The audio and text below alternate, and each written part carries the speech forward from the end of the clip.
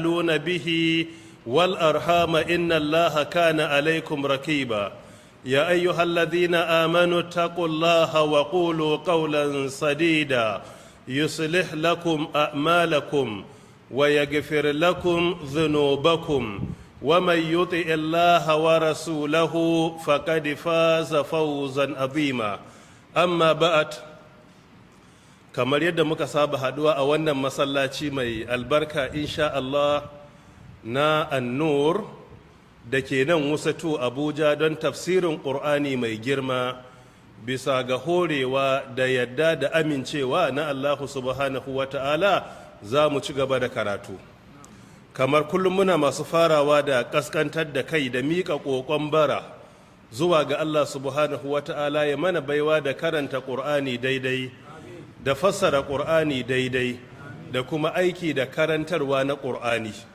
muna roƙon Allah subhanahu wa ta'ala ya sa mu a cikin bayin da ƙur'ani zai cece su gobe kiyama muna ƙara kaskantar da kai da miƙa ƙoƙon bara zuwa ga Allah subhanahu wa ta'ala ya yi rahama da gafara da jinƙai zuwa ga iyayenmu da malamanmu da zuriyarmu muna roƙon Allah subhanahu wa ta'ala dukkan wani alkhairi da albarka da ke wannan wata na Ramadana Allah ta'ala ya bamu dukkan wata jarrabawa marar daɗi a wannan wata mai albarka Allah ta'ala ya kare mu muna roƙon Allah subhanahu wa ta'ala da sunayensa mafi girma na alhayyu alqayyum da Allah ta'ala ya karbi azumin mu Allah ya karbi ciyarwan mu Allah ya karbi sallan daren mu Allah ya karbi ibadunmu na farilla muna roƙon Allah subhanahu wa ta'ala dukkan ayyuka da muke a wannan wata mai albarka Allah ta'ala ya karbe su Allah ya sa mu a cikin bayin da bayan wata Ramadana ya ƙare makomarsu aljanna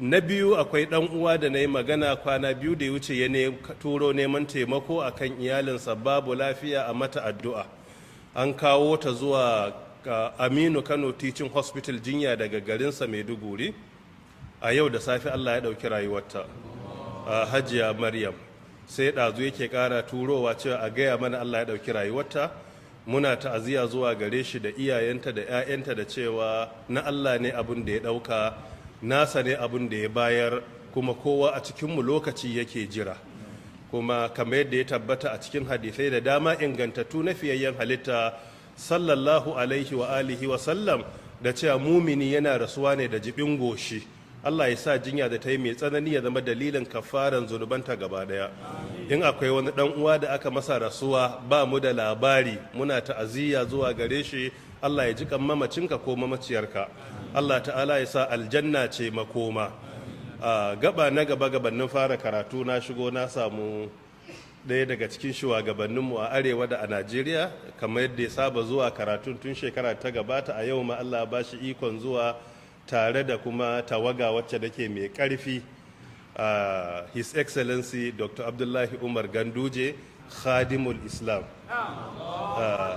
yana ƙoƙarin zuwa daga lokaci zuwa lokaci muna maraba da zuwa His Excellency Allah ta'ala ya jagoranci ya jikan magabata hidima da ya ta yi wa addini a jihar Kano musamman na shiga ƙauyuka da ba wa waɗanda ba su gane addini ba musulunci abin sha'awa ne Allah ya sa a mizanin ayyuka na kwarai sannan shekara ɗaya da ta gabata tare da sha'aban honorable sha'aban sharaɗar da wasu 'yan uwa an kai ni wani center da his excellency yake ginawa a nan Abuja ta addini akwai babban masallacin juma'a akwai islamic center akwai shaguna shopping mall da dama yana yin su a matsayin wakafi ne fi sabilillahi na je har wurin na gani kuma mai iya yiwuwa an kammala ya zama daga cikin mafi girman islamic centers a Najeriya musamman a cikin Abuja bil hakika wannan alkhairi ne mai girma na san bai san zan fada ba da ya roƙen kada in fada to Allah ta'ala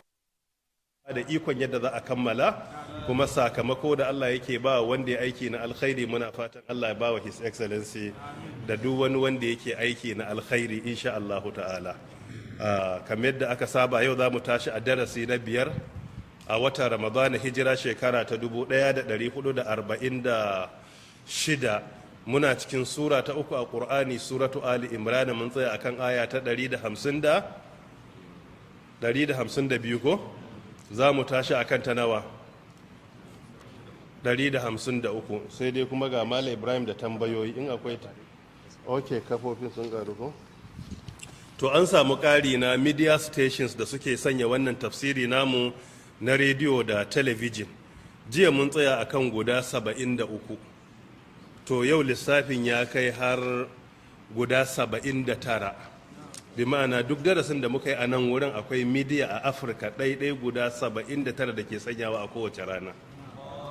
To muna roƙon Allah ta'ala ya karbi aikinmu, ya yafe mana kurakuranmu wanda suke ɗaukar nauyi, Allah ya biya su da gidan aljanna. Jiya mun tsaya a 73, 74 wani tsohon minista da baya so a faɗi sunansa ya ɗauki nauyin Yobe State Television daga karfe 5:30 na yamma zuwa 6:30 na yamma. Allah ya biya shi da gidan aljanna. Sai Alhaji Abdullahi Sadau shugaban gidan Hausa 7 TV na Kamaru ya ɗauki nauyin na 75 shine Hausa 7 TV Cameroon daga karfe 11 na yamma na dare har zuwa 12 na dare. Sai Alhaji Rabi'u mai Bajaj ya ɗauki nauyin na 76 shine Landmark FM Kwantagora Niger State daga karfe 5 zuwa 6 na yamma. Sai Malam Yasir Arafat ya ɗauki nauyin na 77 shine Legend FM 98.7 Daura Katsina State ya ɗauki nauyi daga karfe 8:30 na dare zuwa 9:30 na dare. Wannan duka Allah ya biya su da gidan aljanna. Sai Alhaji Ahmad Muhammad Kayya, board member na Northwest Development Commission ya ɗauki nauyin na 10 zuwa 11 na dare da kuma karfe 8 zuwa 9 na safe a Jalbu FM Radio Yola. Allah ya biya da gidan aljanna Alhaji Ahmad. Sai Alhaji Abdurrahman Abubakar Giro Argungu, dan gidan malam ko? Allah sarki. To Allah ya ƙara wa rayuwa albarka. Ya ɗauki nauyin na 79 shine Nagari FM 88.7 Kebbi daga 11:30 zuwa 12 na dare. Wannan a darasi ne mai girma a ce dan gidan malam ne ya ɗauki nauyi. Darasi ne. Saboda iya cikin matsalar almajirai da yawa masu wa'azi sun ɗauka wai su taimakon addini nasu ya ƙare da wa'azi da karantarwa ne. Ba sa yi da kuɗi. So wannan ba daidai ba ne. In Allah ya maka ni'ima da rufin asiri kana mai karantar da addini kuma kana da rufin asiri, to ka taimaki addini da iliminka da kuma dukiyarka, saboda baka san wanne Allah zai karba ba. Amma ba daidai bane ka matsa aljihu kuma ka zo ka ce jama'a ko a ciyar don Allah ko a shiga wuta. A'a, kuma wannan ayat ta shafe ka. Babu wata aya ɗaya da aka toge mai wa'azi aka ce ba a dukansa da ita. Duk ayat da muka fassara in ta dake ku haka take dukan aran ma nima haka take mun duka. Babu wata aya da aka toge, kuma kamar yadda babu wasu ayoyi a Qur'ani cewa kawai na masu wa'azi ne. Duk ayat da ta shafe su ta shafi kowa. Shi yasa ya zama ka'ida ne karatu na addini wajibi ne akan kowa, ba a girma a kansa. Yadda wani ke karanta addini ya zama malami, to wajibi ne fa kai ma sai ka san Allah. Ba wai wasu jama'a ne Allah ya ware su kadai su san Allah ba. Sanin Allah wajibi ne akan kowane musulmi. Ko da mutum ba mai malami zai zama ba, dole sai ya san Allah. Mafhum? Tayyib. In akwai tambayoyi da suka sauwaka Malam Ibrahim sai a karanta kamar yadda aka saba gabanin mu shiga tafsiri. Assalamu alaikum. Sai mu takaita bayanin ko saboda lokaci. Malam mai tambaya ta farko yake cewa assalamu alaikum malam, ina da tambaya dan Allah. Wa alaikum assalam wa rahmatullahi wa barakatuh. Allah ya bamu ikon amsa ma dan Allah. Ya ce menene hukuncin mai sayar da sigari kuma ya rike ta a matsayin sana'a?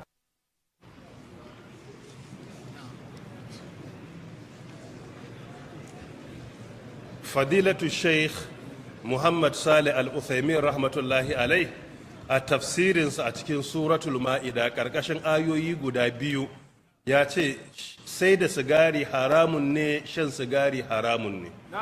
Haramtar da shan sigari da duk wani abin da ke cutarwa ya yi bayani karkashin suratul ma'ida sura ta 5 aya ta 4 da Allah ta'ala ya ce wa yas'alunaka madha uhilla lahum qul uhilla lakum at-tayyibat.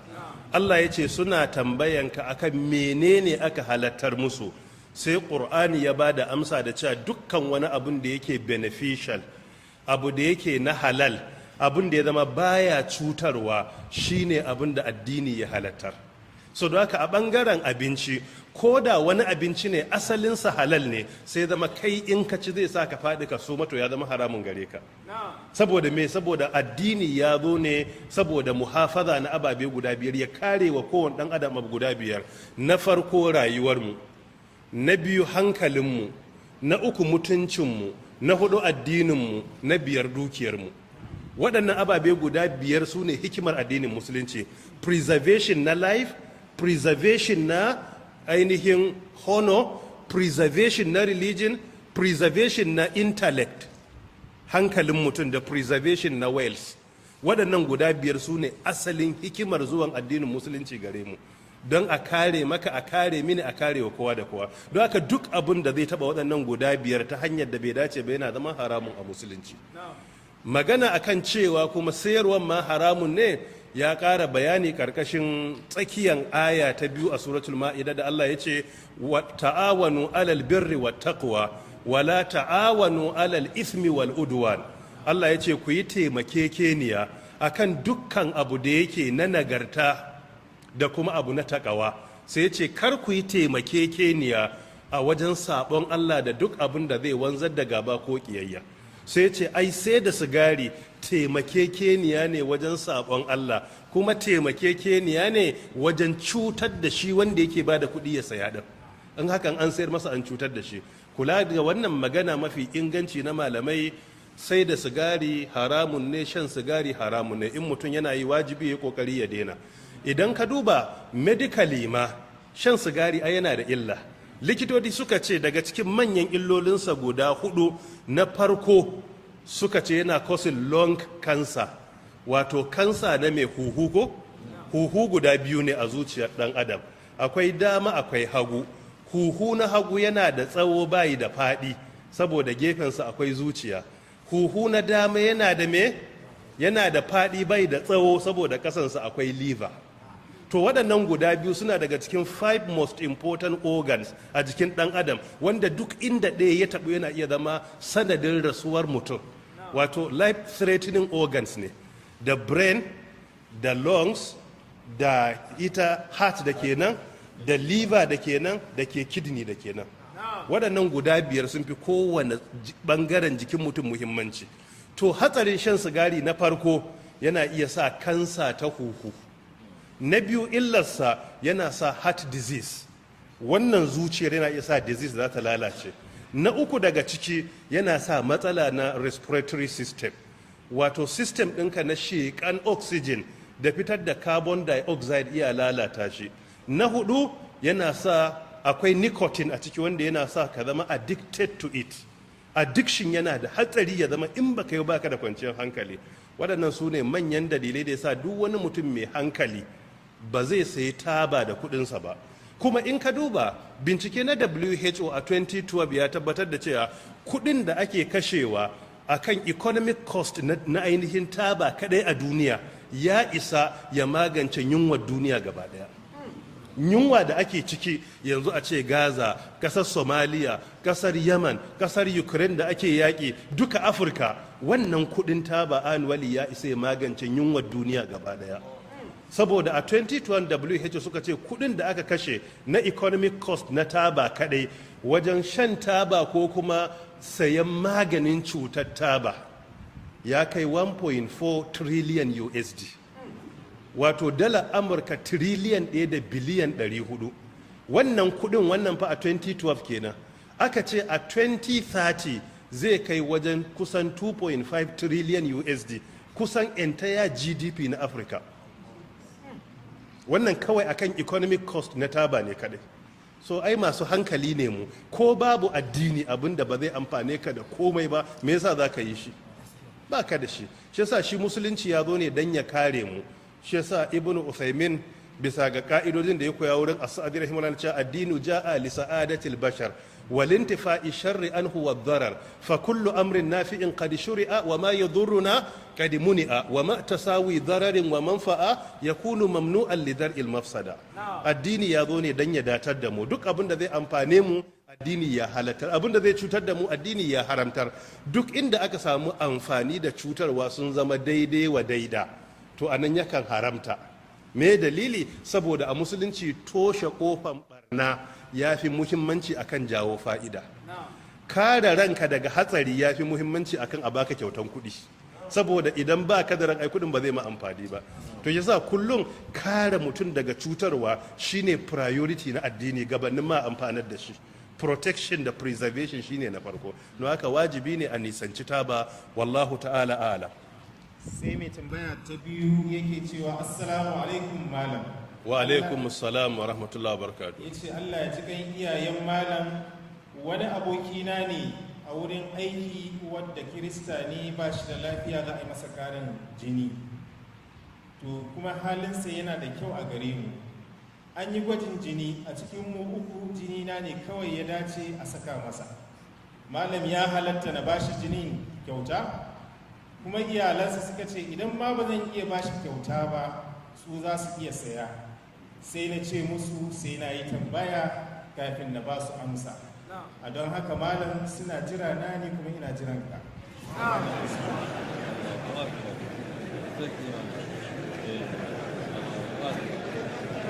To, wa alaikumus salam wa rahmatullahi wa barakatuhu. Insha Allah jira na da kake ya kare. Tambayar taka in na fahimta reshe biyu ne. Reshen farko me matsayin kuna zaune lafiya da shi, Kirista ne ba musulmi ba, amma kuna zaune lafiya sannan iya neman taimako na jini, in ma ba za ka bayar ba reshe na biyu za a saya a sa masa. A bangare na farko ba da kyautan jini ga wanda yake ba musulmi ba halal ne. Sheikh Abdulaziz bin Abdullahi bin Abdurrahman bin Bas rahmatullahi alai a cikin jerin fatawoyinsa na Nurun Aladdar a volume na farko shafi na 376 ya ce ya halatta a ba da kyautan jini ga wanda ba musulmi ba in ana zaune lafiya da shi. Har ma ya ce in an yi kyauta fi sabilillahi akwai lada a ciki, ya ce za a samu lada a wurin Allah. Ya kafa hujja da ayar da Allah ta'ala yake cewa la yanhakumullahu anil ladina lam yuqatilukum fid dini wa lam yukhrijukum min diyarikum an tabarruhum wa tuqsitu ilaihim inna Allaha yuhibbul muqsitina, cikin suratul mumtahana ko aya ta 8. Allah ta'ala yace Allah bai hana ku ba bisa ga alakar ku da waɗanda ba sa yaƙan ku a cikin addinin ku, wato waɗanda suke ba musulmai ba ko kiristoti ko yahudawa ko wanda ma ba su da addini, matukar ba su yaƙe ku a addinin ku ba. Na biyu, walam yukhrijukum min diyarikum, ba su yi aiki da ƙarfi don su cire ku a gidajen ku ko garuruwan ku ba, bi ma'ana kuna zaune lafiya da su. Allah ya ce bai hana ku an tabarruhum, ku kyautata musu ba. Wa tuqsidu ilaihim, kuma yace in kun samu shugabanci ko kun samu dama ku musu adalci, kuma Allah ya ce yana son mutane masu adalci.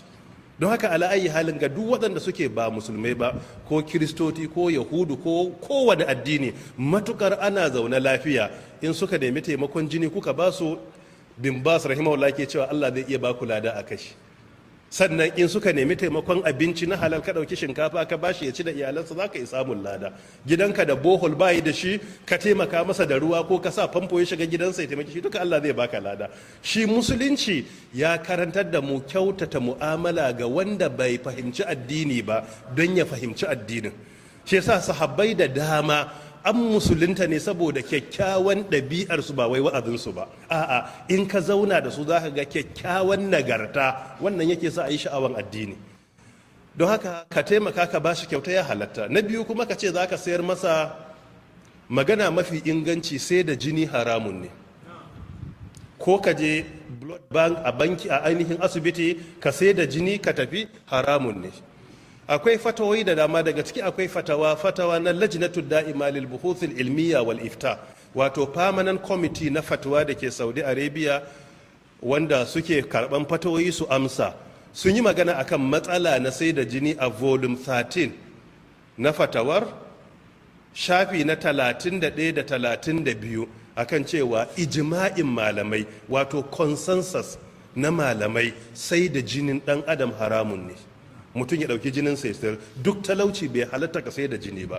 Sun kafa hujjoji da nassosi da dama, daga ciki akwai hadisi na Abu Juhaifa da ke Bukhari da manzon Allah cewa naha an samani dam, manzon Allah ya yi hani akan kudin jini. Hadisin yana Bukhari, hadisi na 5945, da kuma ayar Qur'ani da Allah ta'ala yake cewa qul la ajidu fi ma uhiya ilayya muharramun ala ta'imi yat'amuhu illa an yakuna maitatan aw daman masfuhan. Aw daman masfuhan dinnan suratul an'am ko aya ta 145. Aw daman masfuhan anan Allah ya haramta su, suka ce wannan haramun ne. Haka masu a fikihiyya Kani ya ce ijma'in malamai ya bayyana haramci ne.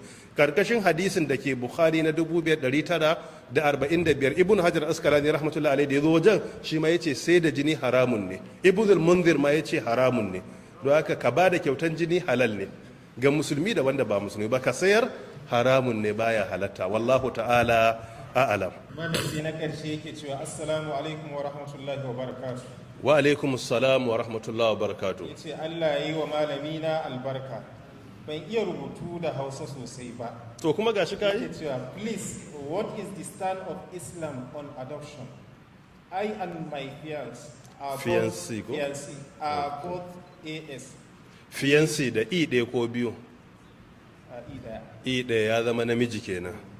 In an sa biyu ya zama mace. Okay, saboda tambayar ta fito. We want to marry and adopt instead of giving birth.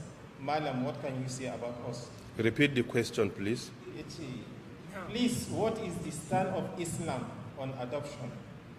I and my fiancé are both AS, and we want to marry and adopt instead of giving birth. Malam, what can you say about us?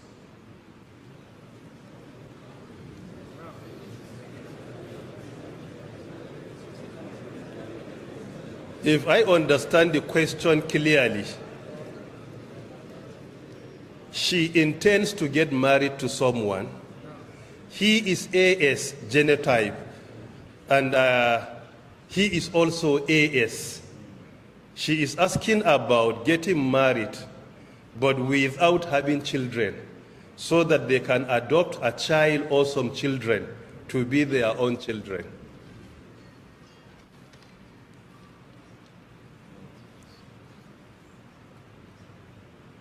In the explanation of a hadith which has been authenticated in Irwa'ul Ghalil fi Takharij Ahadith Manar Sabil, hadith number 1784, His Eminence Ibn Uthaymin, may Allah have mercy on him, said, for the proposed husband and the proposed wife to agree on a marriage without having children is not encouraging, is not permissible Islamically, particularly if they are young, and particularly if they don't have any children. He doesn't have any from another wife, and she doesn't have any from another husband. In that situation, he said it is not permissible, because one of the major reasons of getting married is to have children. And that is why our beloved Rasulullah sallallahu alayhi wa alihi wa sallam says, تزوجوا الودود الولود فإني مكاثر بكم الأنبياء يوم القيامة. From that hadith of Irwa'ul Ghalil, that you should get married to a beloved and productive wives, because I will be proud of your number of the day of Qiyamah. Meaning the Prophet will be proud of our children, our numerical advantage. As long as we and our children are pious, he will be proud of our number of the day of Qiyamah. It is because of this Ibn Uthaymin, may Allah have mercy on him, said, so if you get married with the agreement that there is going to be no children, then one of the major reasons, one of the major benefits of getting married has been defeated. That is having children.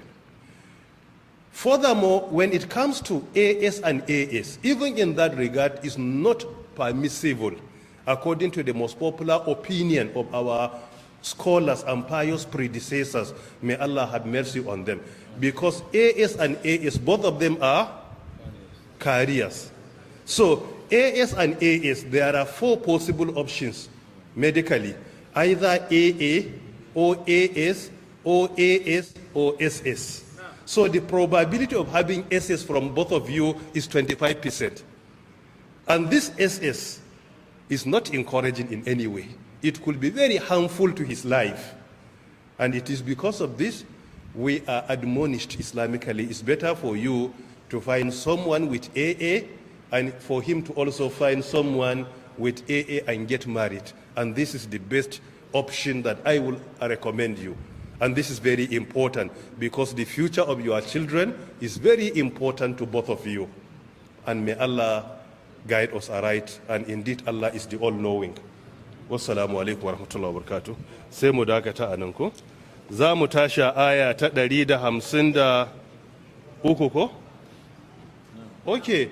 Oh, the second part, adoption ko? Adoption is divided into two Islamically. When it comes to adoption, including changing his surname for an orphan or less privileged child, to change his surname and also to completely alter his lineage is forbidden Islamically. We can be able to grasp this from what transpired between our beloved Rasulullah sallam and Zayd ibn Haritha. May Allah be pleased with him when Allah Ta'ala reveals Udu'uhum li'abaihim huwa aqsatu indallah. And this is in Surah Al-Ahzab, verse number 5. So because of this, if it means adoption, to change his surname and at the same time to make him like your biological child is forbidden Islamically. But adoption in the case of taking care of a child, sponsoring his education, providing an accommodation for him, paying for his medical bills, among others, without changing his father's name and without changing his lineage, that is strongly recommended Islamically. And if you do that, you are going to be rewarded, inshallah. And Allah knows best. Aya ta 153, bismillah. أعوذ بالله من الشيطان الرجيم من همزه ونفخه ونفثه إذ تصعدون ولا تلوون على أحد والرسول يدعوكم في أخراكم فأثابكم غما بغم لكي لا تحزنوا على ما فاتكم ولا ما أصابكم والله خبير بما تعملون. بسم الله. ثم أنزل عليكم من بعد الغم أمنة نعاسا يغشى طائفة منكم وطائفة قد أهمتهم أنفسهم يظنون بالله غير الحق ظن الجاهلية يقولون هل لنا من الأمر من شيء قل إن الأمر كله لله يخفون في أنفسهم ما لا يبدون لك يقولون لو كان لنا من الأمر شيء ما قتلنا هاهنا قل لو كنتم في بيوتكم لبرز الذين كتب عليهم القتل إلى مضاجعهم وليبتلي الله ما في صدوركم وليمحص ما في قلوبكم والله عليم بذات الصدور. Jazakumullahu khaira. Idh tus'iduna, a lokacin da kuke haurawa da gudu ko kuma lokacin da kuke gudu akan tsandaurin ƙasa, wala talwuna ala ahadin, ba kwa ma juya kanku ku kalli kowa, kuna ta gudu. War rasulu yad'ukum fi ukhrakum, shi kuma manzon Allah annabi Muhammad tsira da aminci sabbata a gare shi yana kiran ku daga can bayan ku, yana ilayya ibadallah, ku dawo gare ni ya ku bayan Allah. Fa asabakum ghamman bi ghammin, a lokacin sai ya zama kunci ya karu akan kunci gare ku, dan ba kuma gane cewa shi yake kiran ku ba. Likai la tahzanu ala ma fatakum wala ma asabakum, Allah ya yafe muku ne don kada ku yi bakin ciki akan abin da ya kubuce muku na ganima da nasarar da kuka samu a farko, wala ma asabakum, kuma kada ku yi asaran abin da ya faru gare ku na wasu sun ji ciwo, wasu kuma an kashe 'ya'yansu ko iyayensu ko abokanansu. Wallahu Allah khabirun mai ilimi ne, in an ce ilimi khabirun ilimi na abin da ya bayyana da wanda ya buya, bima ta'amaluna bisa ga duk abin da kuke aikatawa. Wannan aya tana da alaka da ayoyin da ke baya. Aya ta baya da muka karanta jiya ta 152 da Allah ya ce wa laqad sadaqakumullahu wa'adahu, cewa an saukar da wannan aya da ta bayanta da ta gaba gare ta da kuma na gaba gare ta kaman guda uku ko abin da ya kama da haka a cikin dalilin yakin Uhudu ne. Yakin Uhudu yaki ne da fiyayyen halitta annabi Muhammad sallallahu alaihi wasallam ya a matsayin self defense, don ya kare kansa saboda ya bar mahaifarsa Makka ya dawo garin Madina ya zauna. Mushrikan Makka suka hada karfi da karfe karkashin jagorancin Abu Sufyan, su akalla kusan mutum 3,300 zuwa 3,700 suka biyo shi har Madina su halaka shi. Mai ke faruwa a kuma da yake sun tare shi a Badar kuma Allah ya bashi nasara, shi kuma sai ya fito da sahabbai a matsayin za su kare kansu self defense, akalla mutum kaman 730 zuwa 770. Wannan shine adadin da aka fada. Mafhum? Tayyib. An yi yakin Uhudu kamar yadda na bayyana a baya a ranar 7 ne ga watan Shawwal, bayan Ramadan kenan, da kwana nawa? Da kwana 7 kadai bayan Ramadan, a shekara ta 3 bayan hijira. Shekara ta nawa? Shekara ta 3 bayan hijira. Don haka in kai lissafi yau za ka ga a irge na musulunci an yi yakin yau shekara 1443 da suka wuce. Gregorian kuma an yi shi ranar 23 ga watan March ne, shekara ta 625 from January to December irge kenan. In kai lissafi za ka ga yau yakin an yi shi shekara 1400 daidai. Amma irgen hijira kuma akwai ƙarin shekara 43. Don me? Don saboda Gregorian calendar ta fi yawan adadin kwanaki a shekara akan hijira calendar. So a wannan tsawon an samu bambancin shekara 43 da suka karu a bisa ga irgen hijira da kuma irge na Gregorian calendar. Kuma yakin a yau muna 5 ga watan Ramadan shekara ta 1446. Yau yakin an yi shi an kiyasta kwanakin da cewa kwana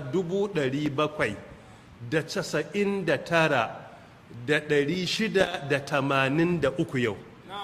Da 80 da nawa? Da 3 shine adadin kwanakin yakin Uhudu da ya wuce. A lokacin jiya bayanin da muka yi shine a yakin Uhudu sahabbai daga farko an musu albishir za su yi nasara in sun bi umarni. Suka bi umarni, ana zuwa suka fara yin nasara, har mushrikan suka fara guduwa za su koma gida. Sai aka samu jarrabawa, wasu daga cikin wanda suka zo yakin ba duka ba, kaɗan daga cikinsu da suke karkashin jagorancin Abdullahi ibn Jubair akan dutse, da fiyayyen halitta ya ce ku zauna a wurin, ko muna nasara ko ana nasara akan mu, kada ku sauka, saboda strategy nasa military strategy ne. Ku zauna a wurin, kar ku sauka. An fara nasara sai wasu suka yi ainihin saba wannan umarni. A cikinsu akwai waɗanda suke ƙarƙashin Abdullahi ibn Ubay ibn Salul. Shi kuma a zahirinsa ya bayyana musulunci, amma a ɓoye tantirin munafuki ne.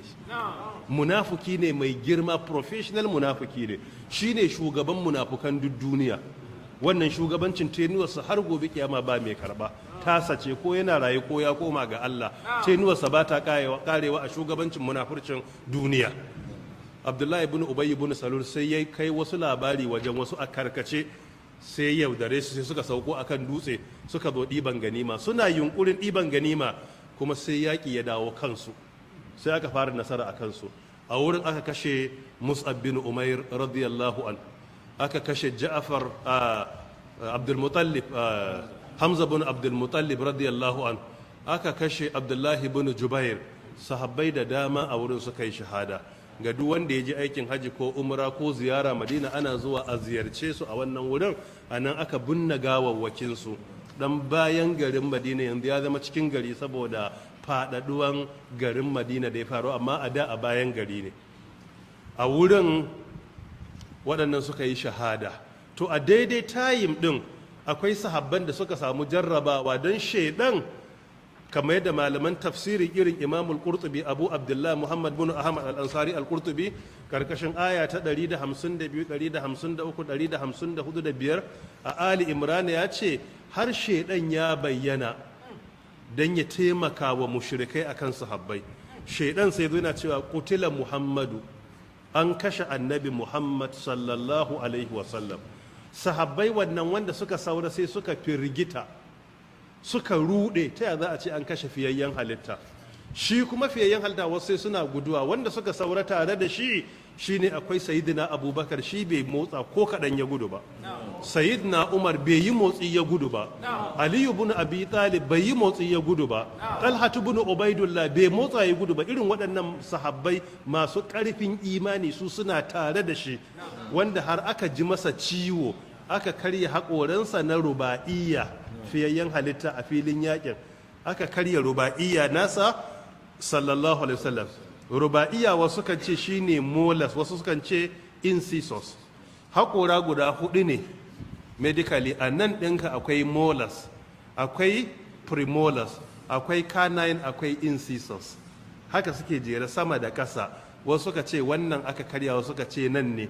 But ala ayyi halin fiyayyen halitta sallallahu alaihi wasallam an karya masa haƙorinsa, kamar yadda je muka yi bayani cewa Talhatu bin Ubaidillah radiyallahu anhu shi ya zo yayi me, shi ya ɗauke shi, har ake masa kirari da saƙaru yaumi Uhud, wato shahon ranar Uhud, ko kuma zuwa shahadatain, wato sahabi mai shahada guda biyu, ko a ce masa ash-shahidul hayy,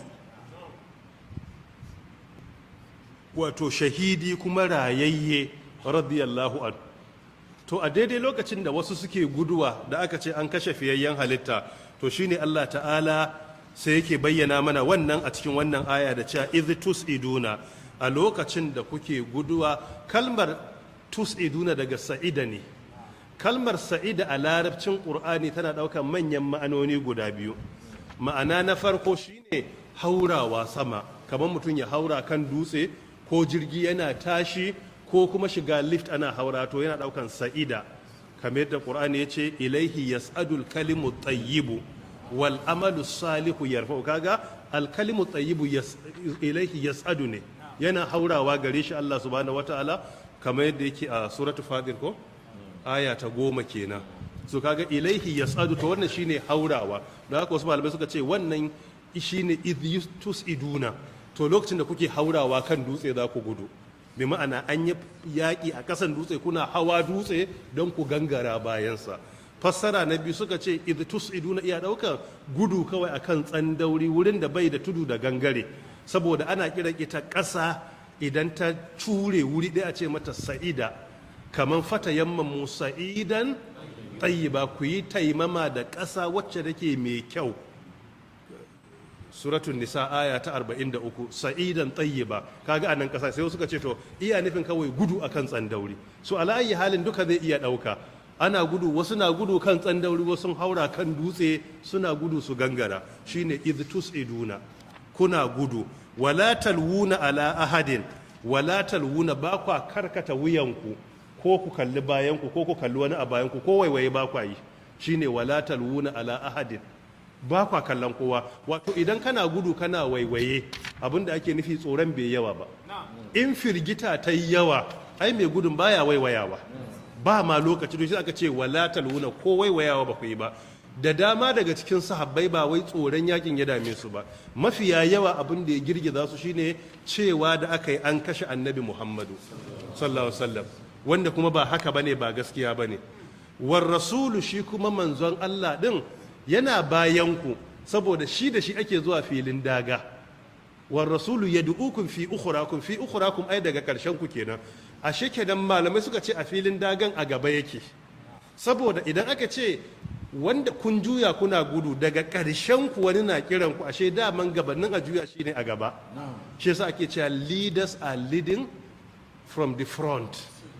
Wato ka'ida na iya shugabanci shine shugaba bai ba da aiki ya ce kawai aje a yi, wani lokaci sai ya zo ya dan gabatar da aikin a ga yana yi. So idan shugaba yana shiga cikin aiki ko da once in a while ne, yana sa aikin ya samu karbuwa a wurin mutane. Shi yasa fiyayyen halitta shi in za a je da shi ake zuwa, shine yad'ukum fi ukhrakum, yana cewa ilayya ibadallah, bi ma'ana ku dawo gare ni ya ku bayin Allah.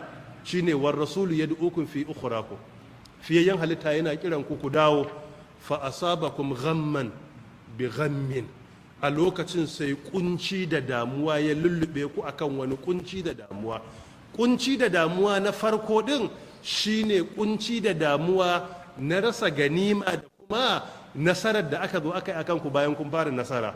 Bi ghammin, kunci na biyu da damuwan kuma cewa da aka yi an kashe annabi Muhammad sallallahu alaihi wasallam, kamar yadda Abdullahi ibn Abbas Allah ya kara masa ya ya fassara aikin, shine fa asabakum ghamman bi ghammin, sai zama fushi a wato kunci da damuwa akan kunci da damuwa. Kunci da damuwan farko rasa yan uwanku da rasa ganima, kunci da damuwa na biyu kuma an ce muku fiyayyen halitta an kashe shi. Shine fa asabakum ghamman bi ghammin likai la tahzanu ala ma fatakum. Allah ya muku me? Malamai suka ce sai mu koma aya ta 152 da yace likai la tahzanu, sai mu ce walaqad afa ankum likai la tahzanu ala ma fatakum wala ma asabakum. Sai ka ɗauko wancan tsakiyan aya ta 152 shine walaqad afa ankum wallahu dhu fadlin alal mu'minin, karshen ayat da muka tsaya jiya. Kaga walaqad afa ankum, hakika Allah ya muku afuwa. To sai ka ce likai la tahzanu ala ma fatakum, kurakuran da kuka yi a filin yakin nan Allah ya yafe muku, ya yafe muku tun fa ba su roƙa ba. Walaqad afa ankum, idan ka matsa gaba kuma ka shiga aya ta 155 sai ce walaqad afallahu anhum. A nan walakadi a fa'ankum ya ce mana a ta 153, a ta 155 sai ce walakadi afallahu anhum, mu ake ba wa labari an yafe wa sahabbai. Shi yasa karantarwar musulunci original, sahabbai ba ma'asumai bane, suna iya kuskure, amma alkhairansu yayi wa kurakuren fintinkau. Gabannin ka ga kuskurensu ɗaya za ka ga alherinsu 100, kuma tun suna duniya Allah ya duba zuciyarsu ya ce ya yafe musu. Mu kuma ba ma tuhumar Allah akan duk wanda ya yafe ba. Shi yasa mu duk inda aka kira sahabi sai mu ce Allah ya ƙara masa yadda. Aqidar musulunci bata yadda ba a zauna ana zagin sahabbai irin yadda wasu suke, ba addini bane wannan. Imanin su yafi namu, tsoron Allah su yafi namu, sadaukarwansu ga addini yafi namu. Kuma sahabi fa suna da yawa, ba mutum ɗaya ne ko biyu ba ko uku. Ibnu Abu Zur'atar Razi ya ce adadin sahabbai babu alƙalamin da ya tantance, amma in an kiyasta bisa ga abin da ya tabbata a tarihi sun kai mutum 114. Saboda duk wanda ya ga fiyayyen halitta ya yi imani da shi ya mutu yana musulmi ya zama sahabi, ya kai mutum 114. So dukkaninsu Allah ya ce ya yafe musu, da haka walaqad afa ankum, Allah ya muku afuwa. Wai sahabbai yan gata ne su, tun ba su ce Allah ya yafe musu bai ce ya yafe musu, tun ba su yi addu'a ba aka ce an yafe. Jama'a akwai gatan da ya kai yi laifi ko kuskure ko wasun ku su yi tun ba ku nemi afuwa ba Allah ya ce ya yafe muku? Allah ya ce ya yafe musu. Kuma hadisi ya bayyana jarrabawan da ta same su dalilin wanne yana zama kafaran zunubai. Ko mu a yau jarrabawa ta rashin lafiya ko zazzabi ko ta cuta na zaman kafaran zunubai. Kamar yadda hadisi ya ce ma yusibul mu'min min nasabin wala wasabin wala ghammin wala hammin illa kaffara Allahu lahu min khataya. Hadisin iya musnad na Imam Muhammad, hadisi na 7967. Manzo Allah yake cewa duk abin da ya samu mumini na damuwa ko kunci ko wani rashin lafiya, hatta kaya da zaka taka ko allura ko kusa yana zama kafaran zunubai ne. Wanda shine daɗin addinin musulunci. Sai ka kwanta ka yi zazzabi, in ka farka sai ka tashi babu zunubanka gaba ɗaya Allah ya yafe maka. don haka wala kadi afa ankum Allah ya muku afuwa likai la tahzanu ala ma fatakum, don kada ku yi bakin ciki kan abin da ya kubuce muku na ganima da nasara da kuka fara samu. Wannan yasa Abdullahi ibn Umar yana kwanci a gindin ɗakin Ka'aba wata rana, sai wasu masu irin aƙida wadda ake kira aƙidan khawarij, su ne waɗanda suke da'awa zuwa ga addini, amma duk da haka magana mafi inganci ba a kafurta su.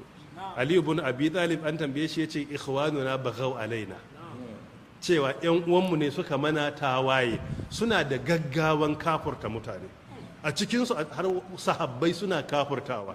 Sai suka samu Abdullahi ibn Umar kwance gindin Ka'aba, sai suke zargin sa da cewa kai kaga sayyidina Usman din nan fa yana da matsaloli. Wai su ne fa suke faɗa akan sayyidina Usman, wanda ya auri ƴaƴan fiyayyen halitta biyu, wanda annasi ba ɗaya ba biyu ba ya tabbata annabi ya kalle shi ya ce shi dan aljanna ne, iya cikin al'ashara al-mubashsharuna bil janna. Manzo Allah ya ce wanda ya sayi rijiyar Ruma a bayan garin Madina tana nan hanyar Faisaliya, duk wanda ya sayi ta mako masa aljanna, sayyidina Usman ya saya. Aljanna nawa? Wanda ya sponsorin Jaishul Usra aka dafi annabi ya ce mako masa aljanna, ya ƙara saya. Aljanna nawa? Amma da suka zo suka ce shi kafuri ne, kuma da hannunsu yana dattijo kusan ɗan shekara 90, suka kwantar da shi suka yanka shi yankan rago saboda tsabar tawili wa addini. Shi yasa matasa a daina yadda ana yin zafin kai a addini da ya fi karatunmu. In kana karatun addini ka riƙa bi a hankali, ka riƙa koyi da dattawa, ka riƙa koyi da na gaba da kai. Duk abin da za ka yi wanda suka fi ka ilimi da shekaru da experience suka ce kuskure ne, ka saurara musu, saboda akwai abin da shekaru ke sa a gani. Duk yadda ka yi ko jirgin sama ka hau ba za ka ga abin ba. So son addini idan ya fi yawan karatu da kuma aka samu karancin shekaru, to ana samun matsala. Ya zama akwai son addini amma akwai karancin karatu da kuma karancin shekaru. Shi yasa Ibn Mas'ud ke cewa ash-shababu shu'batun min al-junun, wato su matasa ana samun su da wani dan yanki na hauka, ba mahaukata bane amma akwai dan element din hauka tare da su. Sai shekaru sun ja ake rabuwa. Duk wanda ya samarta ya sani, ai yaran ma ka sani, dukan mun yi samarta, ba abin da ba a yi ba, ba abin da ba a yi ba. Wasu al'amuran idan kai a samarta an ka juya kalla sai ka yi dariya, kuma son addinin ne. So mu rika yin haƙuri, an ce mana kuskure ne mu saurarawa wanda suka fi mu shekaru da ilimi in sun gaya mana. Amma in muka ce wai komai za mu yi da zafin kai, wallahi babu inda za mu je.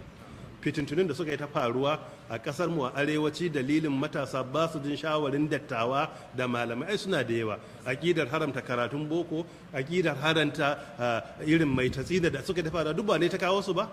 Duk abin da tashi matasa ake ɗiba, duk abin da za a yi barna to matasa ake ɗiba. So in kana matashi kana son addini, kar ka zalunci kanka ka ce wai duk garinku dattawan malamai ba su kai ka tsoron Allah ba, ka ce su ba su binci ayar ba kai ka fahimta. Wani yana limanci, wani limamin ma shi ya ɗaura auren babarka, kuma tun a lokacin ta kalle cewa take baba liman, kuma ka zo ka ce shi bai iya ba kai ka iya.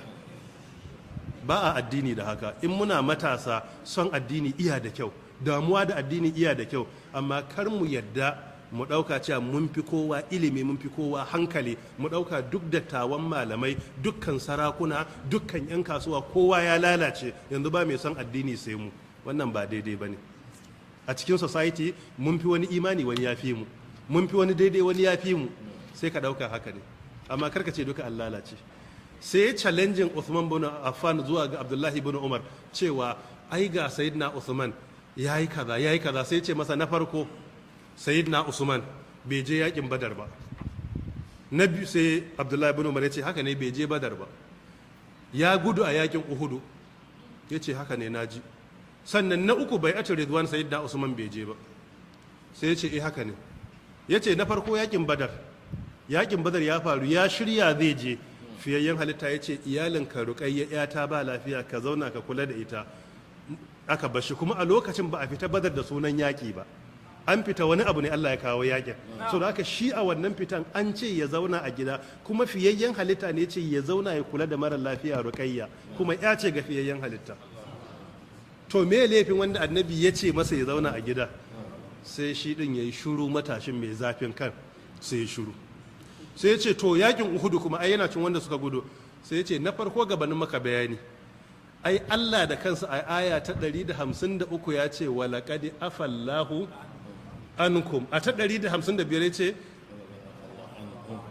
walaqad afallahu anhum.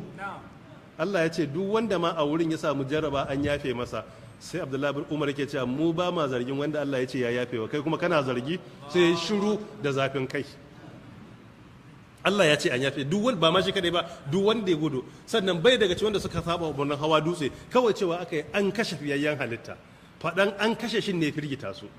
Sai na uku bai'atu ridwan, ai bai yi ba, sai ya ce to kaga kuma wani shirbenka, ai ita kanta bai'atu ridwan din an yi ta ne dalilinsa.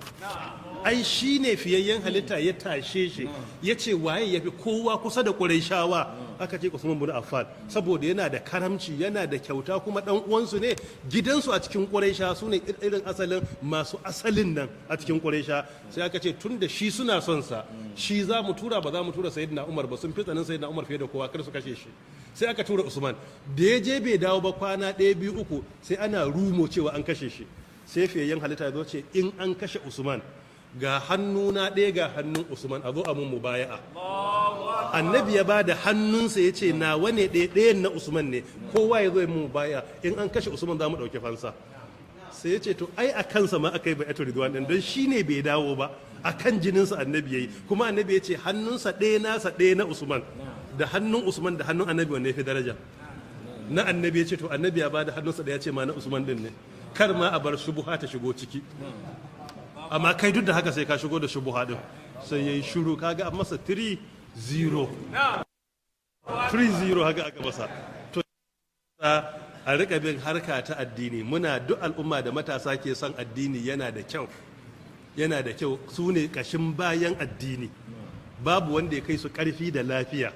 Matasa ku za a ɗauka aikin agaji, ku ne hizba, ku ne soja, ku ne ɗan sanda. Yanzu ko ni da arama mun yi experience a aikin soja, amma matashi zuwa 35 years ko short service ana ɗaukan ga daga 35 years, mu duk ba za mu yi ba. To ku ne, amma ba za ku iya amfani wa al'umma ba sai kuna jin nasihohi da shawarwari da ake baku.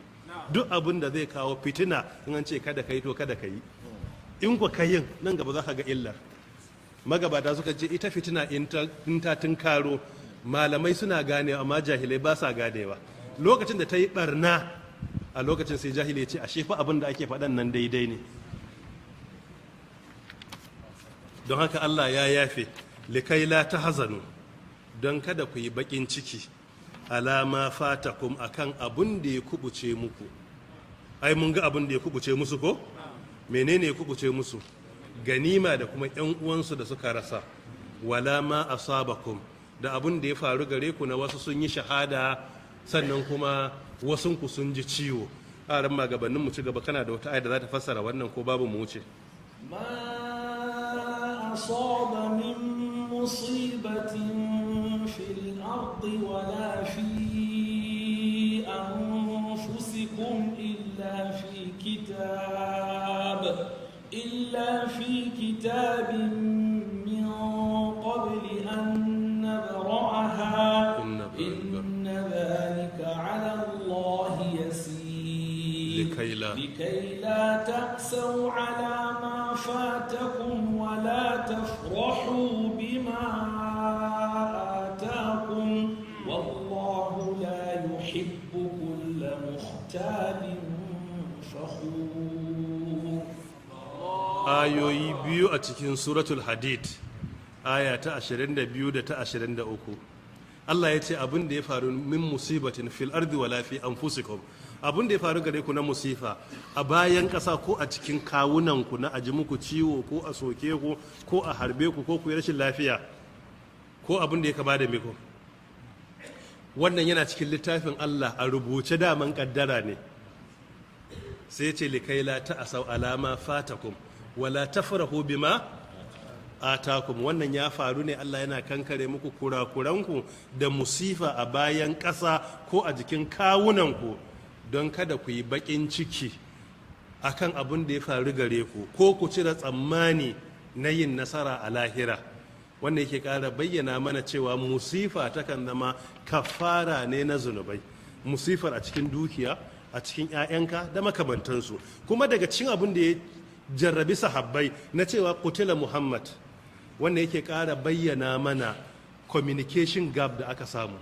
Shi yasa a fourth industrial revolution a leadership yana da kyau a tabbatar da cewa babu communication gap. In aka samu communication gap tsakanin shugaba da talakawa to al'amura suna lalacewa.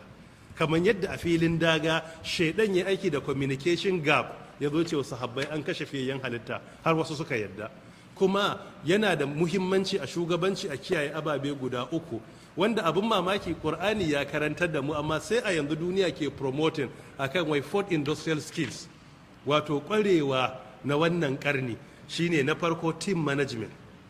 Kaga an samu collapse na team management. Dalilin me? Dalilin saba umarnin Abdullahi ibn Jubair na ce a zauna karkashin sa. Na biyu teamwork, an samu jarrabawa. Na uku communication or collaboration with others. Waɗannan duka muhimman skills ne, kuma in ka duba su ne irin abin da Allah ya jarabi sahabbai da shi a yakin Uhudu, jarrabawa ta shigo ciki. An samu communication gap saboda babu communication tsakani. Sannan kuma ba a samu team management ba a daidai lokacin, ba a samu collaboration da juna ba, sannan ba a samu teamwork yadda ya dace ba. Wannan su ne irin jarrabawa da Allah ya jarabi wasu daga cikin sahabbai wanda daga baya ya ce ya yafe musu. Duk wanda Allah ya yafe wa ba ma tuhumarsa. Haka duk inda muka karanta wannan in an ce sahabbai yan me sai mu ce yan aljanna ne. Shi yasa karka ji kunya cewa Allah ya sa mu a damshin su. Mu muna roƙon Allah ya sa mu a damshin sahabbai. Wallahi babu da na sani akan addu'a. Kuma Allah ya ba mu irin ikon koyi da irin aikin su. Qur'ani ya yabe su, hadisai sun yabe su, sahabbai junansu sun yabi junansu. Wa qala Allah qad arsaltu abdan yaqulu al-haqqa inna fa al-bala'u shahidtu bihi wa qaumi saddaquhu fa qultu ma nuhibbu wa ma nasha'u. Wa qala Allah qad yassartu jundan. Sune sahabbai al-muhajirun da kuma al-ansar. Waɗannan su suka fi kowa a cikin al'ummar nan. Kuma duk yadda kake ganin su kake iya ga sun samu jarrabawa sai ka duba duk annabawan da Allah ya turo babu wani annabi da ya samu biyayyar mabiyansa sahabbansa irin annabi Muhammad sallallahu alaihi wasallam. Min babil misal dauki annabi Musa lokacin da ya zo samu mutanensa banu Isra'ila ya ce ku zo mu fita yaƙi kamar yadda annabi Muhammad ya yaƙin Uhud mai suka ce masa izhab anta wa rabbuka faqatila inna hahuna qa'idun. Suka ce wai kai annabi Musa da kai da Allah ku je ku yaƙin mu muna zaune a nan ba inda za mu je. Ai kai ka san kafircin ma geji ne. Wai mutum ya ce wai Allah ka je mu ba za mu je ba Allah ake gayawa. Wannan cikin suratul Ma'ida ayata 24. Annabi Isa lokacin da ya zo wa hawariyuna wa'azi me suka ce masa? Suka ce in kana son mu yadda Allah ne ya aiko ka to ka sauko mana da ma'ida minas sama'i. إذ قال الحواريون يا عيسى ابن مريم هل يستطيع ربك أن ينزل علينا مائدة من السماء yanzu Allah zai iya saukar da ma'ida wato suna ma kokwantan kudura da iko na Allah cikin suratul ma'ida aya ta 110 nawa 112 ba 11 ba 112 karka batar da ni ko amma mu annabi Muhammad da ya kira sahabbai me suka ce me suka amsa masa الذين يتبعون الرسول النبي الأمي الذي يجدونه مكتوبا عندهم في التوراة والإنجيل يأمرهم بالمعروف وينهاهم عن المنكر ويحل لهم الطيبات ويحرم عليهم الخبائث ويضع عنهم إسرهم والأغلال التي كانت عليه سيتي فالذين آمنوا به وأزروه ونصروه واتبعوا النور الذي أنزل معه أولئك هم المفلحون كدوبة الله يبيسو da wannan Sheikh Abu Ishaq al-Huwaini yace duk annabawan da Allah ya turo a duniya babu annabin da mabiyansa suka masa biyayya suka karfafe shi irin annabi Muhammad sallallahu alaihi wasallam. Wannan aya tana cikin Araf aya ta 157. Babu wanda ya kai shi. In ka duba muqaddima na ashabur rasul na Mahmudun al-Misri yace babu wanda mabiya suka mar biyayya irin annabi Muhammad. Don haka sun samu jarrabawa a filin amma kurakuransu yan kaɗan ne. Nagartarsu ita ce mai yawa. Wannan kuma ke bayyana mana a musulunci ba ka kallon kuskuren mutum da ya kamanta da duk alkhairansa. Ba wani dan adam a duniya da yake ma'asumi ko limamin harami yana kuskure a wannan zamanin babu wanda baya kuskure. Duk wanda zaka yi magana ka masa adalci, duba alkhairansa gabanin ka duba kuskuren. Amma in ya zama kuskuren ka duba to ka zalunce shi, kuma siffa ce ta munafukai ba siffa ce ta bayan Allah na kwarai ba. Duk dan adam nagartan ne take rinjayen kuskure, amma Bahaushe ya ce duk mutum tara yake bai cika 10 ba. In ka ga dama ka ce 9.9 a cikin 10, wannan 0.1 din sai ka rage masa, saboda babu wanda yake ma'asumi. Allah ta'ala ya karbi daidai dinmu, ya yafe mana kurakuranmu, ya ba mu ikon takaita su. Za mu tashi gobe in Allah ya kai mu akan aya ta 154, sai mu tsaya akan wallahu khabirun bima ta'maluna. Allah mai cikakken ilimi ne akan abin da kuke aikatawa. Wallahu ta'ala a'lam. Allahumma salli ala Muhammad wa ala ali Muhammad kama sallaita ala Ibrahim, wa barik ala Muhammad wa ala ali Muhammad kama barakta ala Ibrahim wa ala ali Ibrahim innaka Hamidul Majid. Wallahu ta'ala a'lam.